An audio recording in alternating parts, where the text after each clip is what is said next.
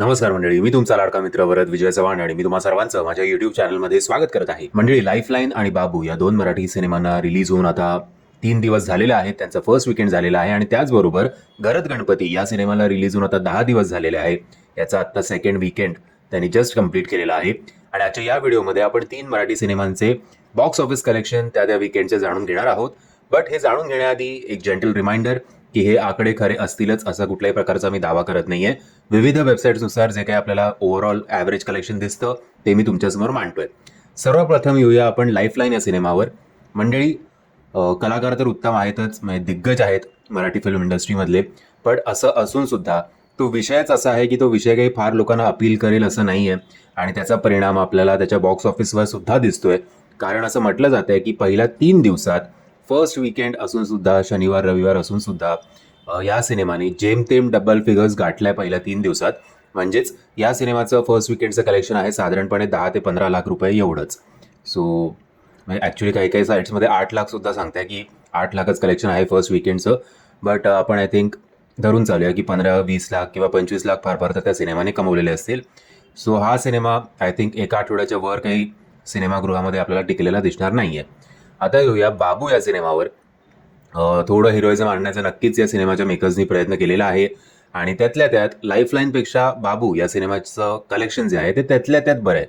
असं म्हटलं जात होतं की शुक्रवारी या सिनेमाने कमवले होते 5 ते 6 लाख रुपये, शनिवारी 6 ते 7 लाख रुपये आणि काल रविवारी 9 ते 10 लाख रुपये. सो असं करत एक साधारणपणे 25 लाख किंवा 30 लाखच्या आसपासच या सिनेमाने सुद्धा कमाई केलेली आहे फर्स्ट वीकेंडला. आणि ओव्हरऑल या सिनेमाचं सुद्धा एका आठवड्याच्या वर भवितव्य सिनेमागृहामध्ये दिसत नाहीये.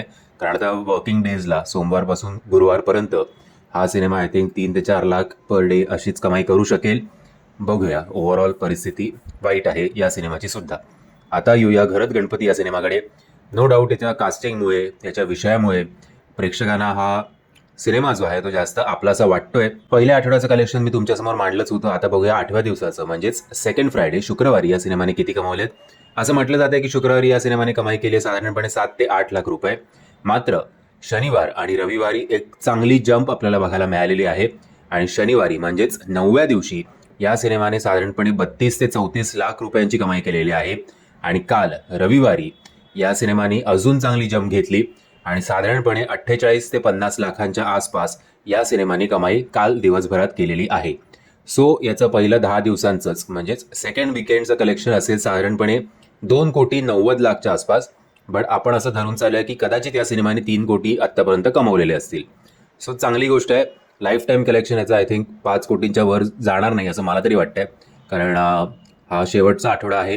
15 ऑगस्टपासून सगळे स्क्रीन्स जे आहेत ते हिंदी शोज व्यापून टाकतील आणि नंतर मात्र घरत गणपतीचं ओव्हरऑल सिच्युएशन जरा बॉक्स ऑफिसवर डामाडोल असेल. म्हणजे मी आशा करतो तुम्हाला हा व्हिडिओ आवडला असेल. जर तुम्हाला हा व्हिडिओ आवडला असेल तर प्लीज या व्हिडिओला लाईक, शेअर आणि चॅनलला सबस्क्राईब करायला विसरू नका. जय हिंद, जय महाराष्ट्र.